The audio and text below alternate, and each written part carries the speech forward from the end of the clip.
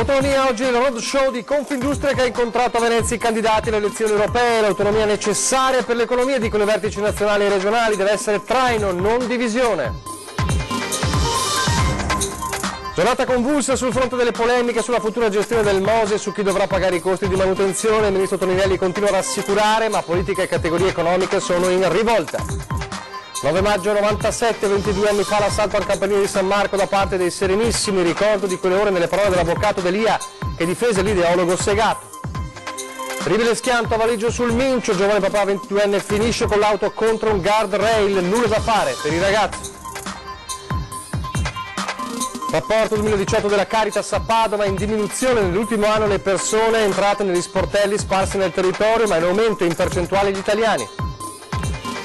Il fondatore di Facebook, Zuckerberg, in visita alla Luxottica del patrono del vecchio, il passaparola di stamane tra gli operai aveva fatto impazzire il web con l'ipotesi dell'arrivo di Cristiano Ronaldo.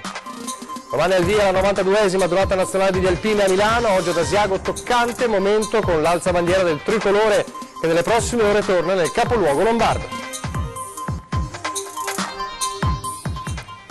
Telespettatori di Antena 3, buonasera, ben trovati all'edizione del Veneto dei nostri telegiornali. E in primo piano, dunque, torniamo a parlare di autonomia. Oggi l'importante passaggio dei vertici non solo regionali ma anche nazionali di Confindustria a Venezia per confrontarsi con i candidati alle elezioni europee. Il tema dell'autonomia è un tema centrale e è arrivato anche un appello importante da parte del Presidente nazionale degli industriali che ha confermato la possibilità di arrivare a una Europa delle regioni. L'autonomia del Veneto rientra perfettamente in un contesto europeo nel quale le regioni più efficienti diventano traino e non divisione. È quanto emerge dal roadshow di Confindustria, che ha incontrato nella sua sede veneziana i candidati delle varie forze politiche alle prossime europee. Presente il leader nazionale degli industriali Vincenzo Boccia, che assieme al presidente veneto Matteo Zoppas ha sottoposto all'attenzione dei candidati le proposte delle imprese per l'Europa di domani.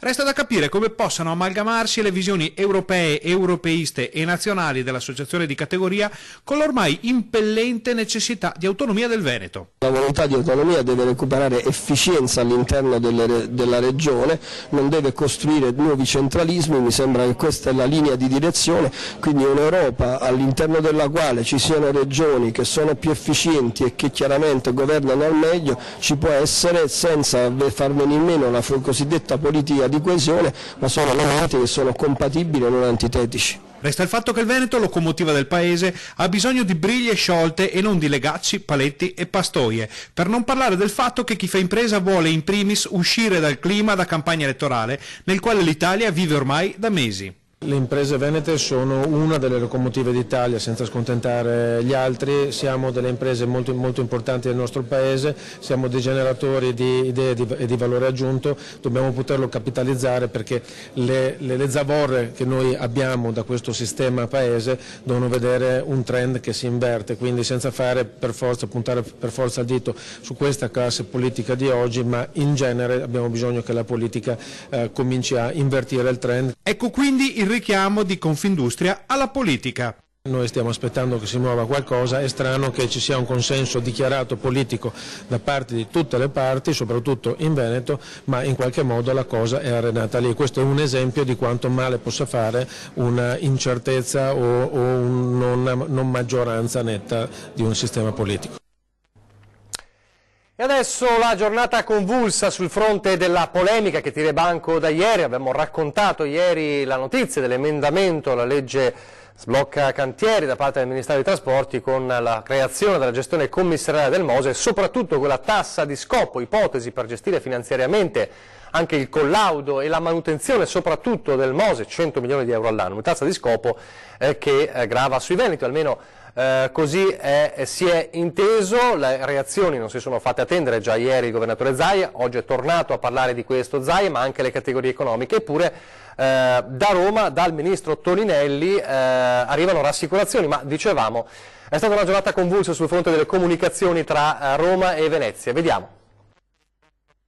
È giunto finalmente il momento di portare a conclusione l'opera del Mose, lo faremo attraverso un commissario governativo e soprattutto di dare attraverso un soggetto pubblico la manutenzione e gestione nei decenni a venire. Non graverà sulle tasche dei cittadini veneti, ma sarà una struttura che finalmente potrà rendere efficiente ciò che di efficiente fino ad oggi non è mai stato. Il ministro Toninelli ha affidato ad un audiomessaggio il suo pensiero sulla gestione e le spese di manutenzione del Mose. In queste ore notizie e polemiche si accavallano freneticamente. Secondo l'ANSA, che cita fonti del Ministero delle Infrastrutture, la formulazione dell'emendamento che sta provocando tante polemiche è ancora in divenire. Il deputato veneto dei 5 Stelle Federico D'Inca ha annunciato di avere avuto rassicurazioni dirette da parte del ministro che la manutenzione del Mose non graverà come tassa di scopo sui veneti, ma peserà sulla fiscalità generale. Ma che la tassa sul Mose la paghino i turisti ha irritato il ministro Gianmarco Centinaio, che ha annunciato battaglia. Vista da Palazzo Balbi, poi, che si chiede al Veneto di pagare un'opera nazionale è per la regione inconcepibile. È imbarazzante sentirci fare queste richieste in un momento nel quale noi facciamo un'altra bella richiesta, che è quella dell'autonomia. Quindi no a questo modello, si trovi un'altra soluzione, noi siamo a disposizione per i ragionamenti, ma di certo non per tirar fuori i soldi. Pressoché unanime il giudizio delle categorie economiche a partire dalla Confindustria veneziana. In maniera diplomatica che è una follia, in maniera diretta che è una porcata. Guardate che in schedine è difficile fare 0 o 13, cioè è difficile, il somministro fa 0 sempre. Non meno duro il presidente di Confturismo Veneto e vicepresidente nazionale Marco Michielli, che parla di delitto premeditato. Fra tassa di soggiorno e balzelli vari, ha concluso, il turismo sta diventando una sorta di bancomat. Sul piede di guerra anche l'associazione albergatori veneziani. Siamo purtroppo in presenza di un ministro delle infrastrutture che non è in grado evidentemente di operare secondo i dettami del comune buonsenso ed è certamente non all'altezza del ruolo che dovrebbe rivestire. Giornata convulsa, lo dicevamo, perché poco fa lo stesso ministro Toninelli ha diffuso un video nel quale convoca per lunedì proprio Zaia e il sindaco Brugnaro su questo tema. Sentite le sue parole. Il lavoro per portare a compimento le opere incompiute va avanti anche sul Mose. Il MIT ha lavorato un emendamento presentato allo sblocca cantieri che dice sostanzialmente 2 cose. Un commissario governativo che porti a completamento un'opera che ha anni di ritardo e tanti scandali giudiziari. Secondo, la creazione di una struttura che possa mantenerla nel tempo, perché sappiamo quanto costa la manutenzione di quest'opera. Per farlo ho invitato a Roma Presidente Zaia e il Sindaco Brugnaro lunedì per fare sintesi e trovare finalmente il modo, senza tassare i cittadini veneziani e i cittadini veneti come invece qualcuno ha detto, e finalmente portare a completamento un'opera incompiuta come il Mose. Dunque convocati Zaia e Brugnaro da Toninelli per dipanare la matassa, una giornata che ha visto anche un'altra polemica, questa volta delle opposizioni in regione. La nota congiunta di Piero Ruzzante di Leo e Cristina Guarda di Lista Moretti, che dicono Zaia dovrebbe spiegare come mai la tassa di scopo ai veneti andava benissimo per la pedemontana, con un'addizionale che avrebbe colpito anche i redditi medio-bassi. Lo affermano in questa nota Ruzzante e Guarda a proposito delle critiche all'imposta di scopo per il Mose. Era stato proprio Zaia, proseguono i consiglieri, a proporre l'addizionale IRPEF per i redditi da 28.000 euro in su, per trovare i 300 milioni per sbloccare i cantieri. Dunque la polemica dell'opposizione sulla polemica della regione. Intanto oggi a Venezia, ha ricordato, in qualche modo qualcuno ha ricordato i 22 anni di una notte davvero particolare. Il 9 maggio del 1997 l'assalto dei Serenissimi al campanile di San Marco. Tra chi lo ha ricordato c'è stato anche l'avvocato D'Elia che difese uno degli ideatori di quell'assalto, Segato. È stato tra i primi 22 anni fa ad arrivare in piazza San Marco, spettatore e testimone di una delle giornate più lunghe di Venezia. 9 maggio 1997, oggi 22 anni fa. L'occupazione militare del campanile di San Marco da parte di un gruppo di 8 venetisti fa ancora storia con nuove rivelazioni.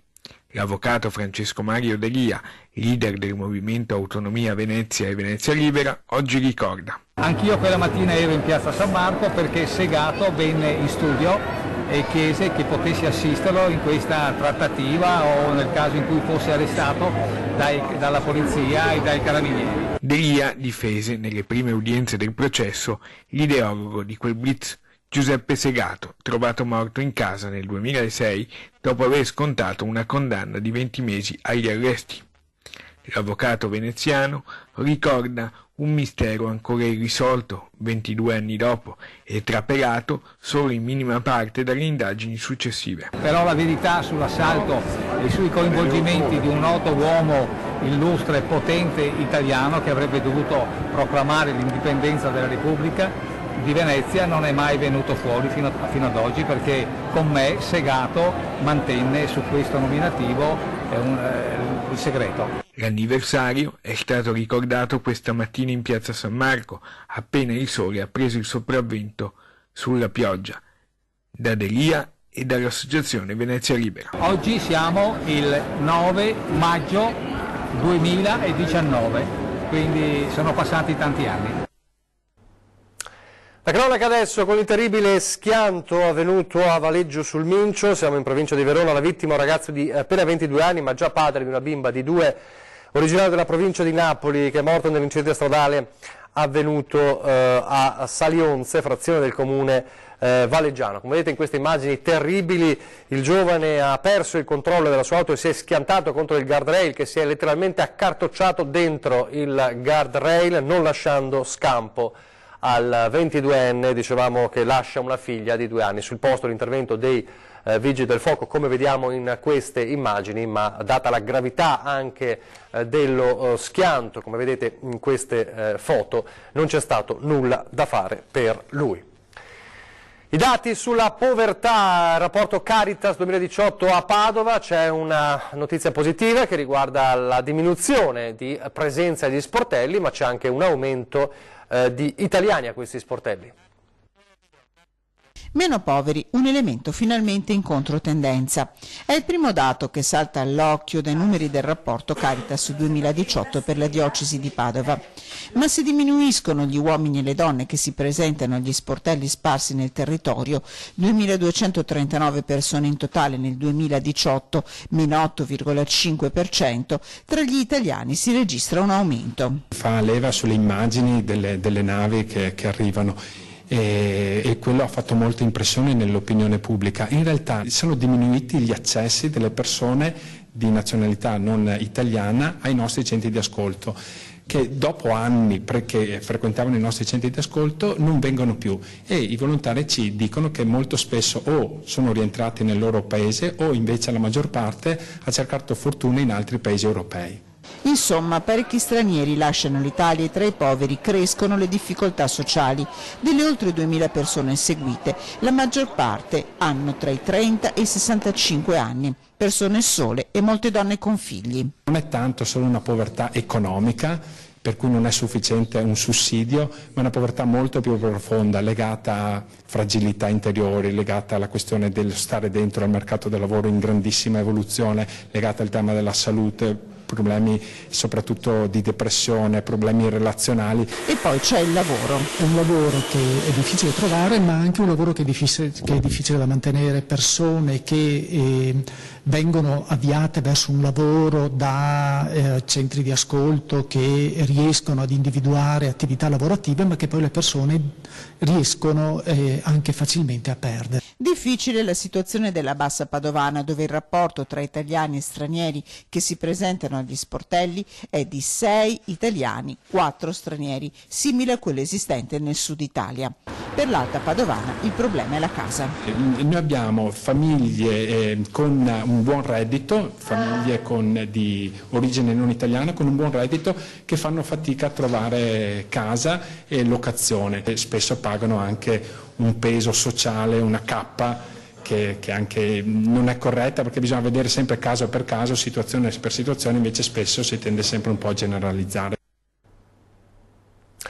Il tema del lavoro, della povertà, dell'economia al centro anche ovviamente delle elezioni europee del 26 di maggio. Allora continuiamo il nostro viaggio tra i vari partiti e le varie formazioni che sono in corsa per le elezioni del 26 di maggio. Ieri sera a 20:10 il capolista nord-est di Più Europa Italia in Comune, Federico Pizzarotti, ex sindaco di Parma, ex esponente del Movimento 5 Stelle, ora appunto con Più Europa Italia in Comune, che ha parlato anche di autonomia. Sentite le sue parole.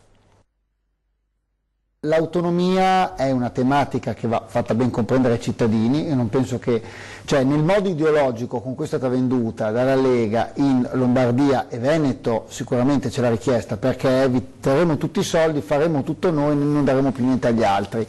Ma evidentemente prima di tutto non è così, perché il calcolo dei fabbisogni standard, cioè la logica è mantenere le stesse risorse che lo Stato già spende per la stessa regione, quindi non si hanno risorse tolte ad altre regioni. All'inizio dovevano essere i 9 decimi, cioè restava qui quasi tutto, poi è diventato costi standard. Beh, ma anche per forza, anche per diversamente non ci sarebbe più una logica più che togliere agli altri è diventato quindi ci teniamo quei soldi perché noi lo facciamo meglio. E questo io penso che sia invece un concetto sacrosanto, prima di tutto perché servirebbe, questo secondo me servirebbe una riforma nazionale, non solamente il tema delle autonomie differenziate, per responsabilizzare i singoli comuni e le singole regioni che in diverse zone d'Italia è evidente che hanno una diversa attenzione anche solo banalmente agli incassi delle tariffe, delle multe, e che quindi tante volte se tu, come dire, hai un incasso molto basso ti serve una perequazione più alta di risorse che ti arrivano dallo Stato.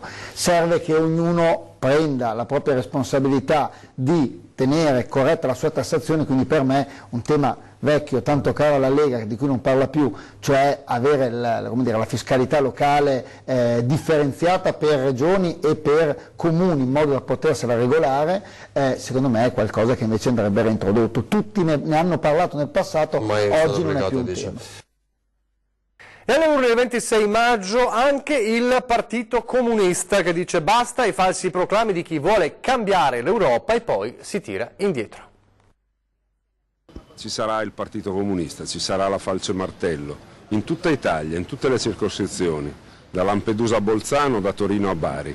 In corsa con il simbolo del quale sono orgogliosi perché rappresenta una storia lunga quasi un secolo, il Partito Comunista alle urne per contare in Europa, perché sostiene il leader Marco Rizzo, l'Europa va cambiata, nel profondo. Abbiamo presentato la lista del Partito Comunista perché siamo coerentemente contro questa Unione Europea, coerentemente contro l'euro, coerentemente contro la NATO. E lo diciamo, usiamo questo aggettivo della coerenza per criticare quelle forze politiche come la Lega, ma anche il Movimento 5 Stelle, che hanno fatto una critica giusta sull'Unione Europea, ma poi si sono ritratti. Al bando le ipocrisie, dunque i falsi proclami di chi fa sempre marcia indietro, e tra i punti salienti del programma c'è ovviamente il cardine storico del partito, il lavoro. Nel nostro programma c'è scritto che dobbiamo lavorare tutti, lavorare meno e, aggiungo io, lavorare meglio, perché abbiamo di fronte un'alternativa, quella della barbarie, quella del comando assoluto mondiale, di una globalizzazione senza sentimenti, fatta da persone che neanche si conoscono e che hanno un potere immenso tra le loro mani. Pochi istanti di pubblicità e poi torniamo subito.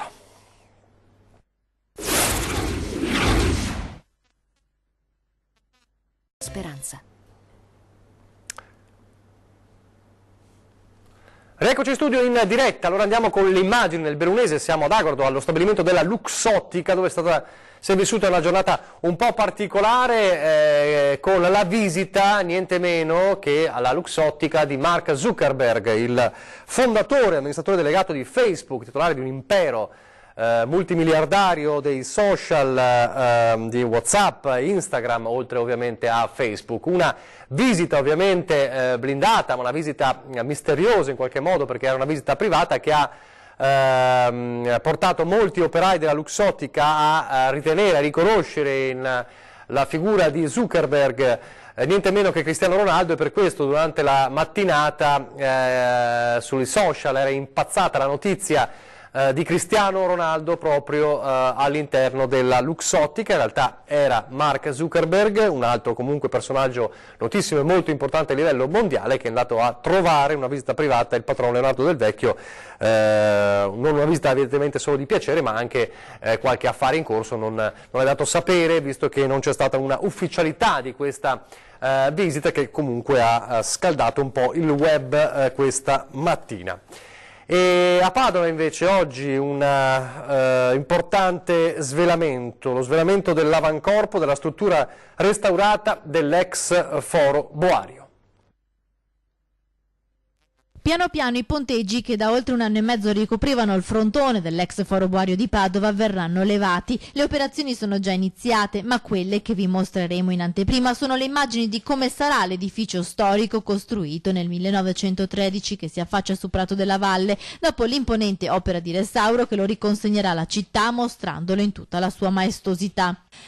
Ecco la vista esclusiva che potranno ammirare i padovani e turisti, una vista sensazionale visto che questa terrazza non era mai stata aperta prima. Qui sorgeranno i tavolini di un ristorante. Chiusa dal 1945, la terrazza sarà gestita da un ristoratore veneto il cui nome è Top Secret, mentre al piano terra troveranno spazio un istituto di credito, un supermercato e un bar. Conservate le capriate originali nella sala all'ultimo piano dell'ex foro Boario, qui invece ci sarà una sala polifunzionale. Salendo all'ultimo piano ancora uno spazio di 200 metri quadri a disposizione del comune.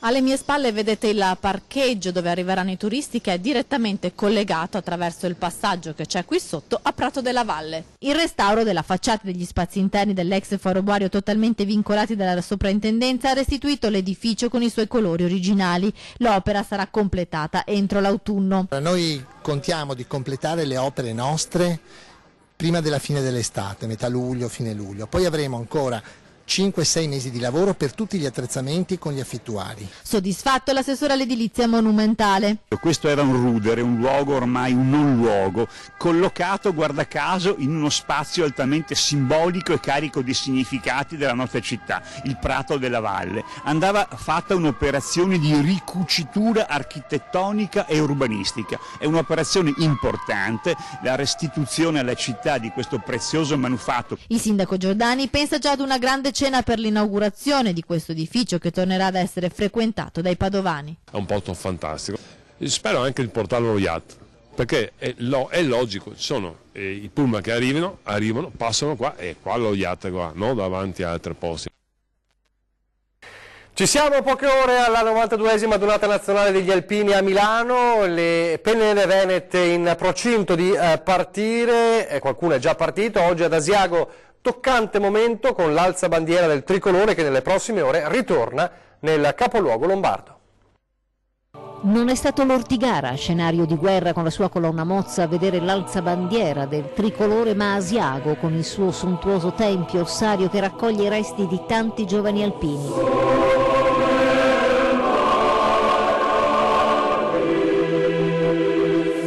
Purtroppo in Ortigara, nella terra sacra degli Alpini, non si poteva arrivare perché c'è 1 metro di neve e non siamo riusciti ad arrivarci. Anche qua al Sacrario di Asiago è stata una cerimonia semplice ma veramente significativa ed emozionante. E questo tricolore che è stato consegnato alla conferenza stampa dal presidente nazionale Sebastiano Favero verrà portato a Milano e domani mattina 2 giovani in armi del primo raggruppamento la consegneranno di nuovo al presidente nazionale e verrà fatta l'alzabandiera, quindi l'inizio di questa annata del centenario che viene tenuta a Milano. E intanto fremono le partenze. Siamo qua con il gruppo Mussolente che si sta preparando per partire, anche noi partecipiamo alla Donata di Milano, il centenario, siamo contenti di far festa a tutti quanti con gli alpini e vedrete che sarà comunque una bella festa.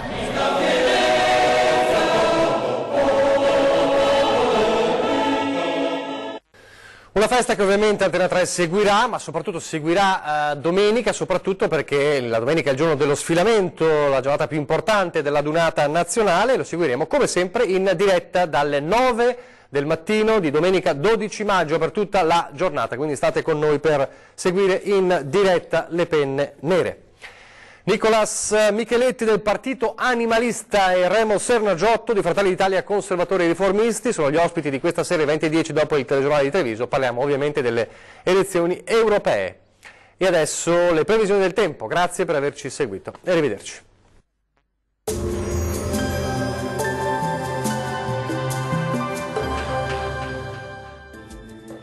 Ben ritrovati ad un nuovo aggiornamento.